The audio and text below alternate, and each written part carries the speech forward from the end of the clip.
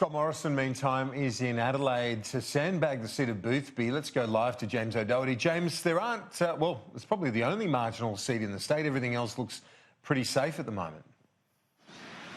Well, yes, that's right. I mean, the Liberals could look at the seat of Mayo that Georgina Downer tried to take from Rebecca Sharkey at the by-election, but that probably won't be happening considering that Rebecca Sharkey won that so comfortably. So Nicolle Flint in the seat of Boothby is probably it in terms of seats at play. So Liberals trying to retain that seat this morning with Scott Morrison here in Adelaide for a bit of a fly-in, fly-out visit before heading elsewhere. This follows a fly-in, fly-out visit to Western Australia, going all the way from Sydney to Western Australia for a couple of hours and then back across the Nullarbor.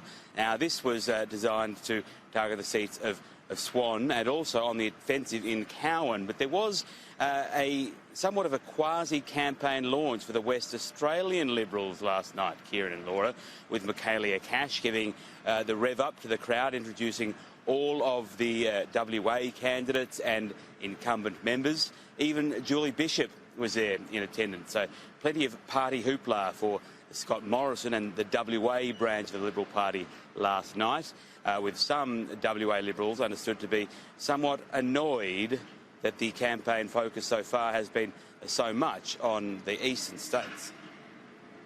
And what else, James, is Mr Morrison going to be targeting today in terms of seats? Well, Kieran and Laura, Scott Morrison will be targeting the seats of Bass with a $40 million investment to improve the Bass Highway in Tasmania. There'll also be an announcement in that ultra-marginal seat of Corangamite, held by Sarah Henderson, with a new plan to build a new howitzer tank for the Army there. That's a plan that will create 350 jobs. So both on the attack in Tasmania and on the defensive in Geelong today for the Prime Minister, Laura. Kieran.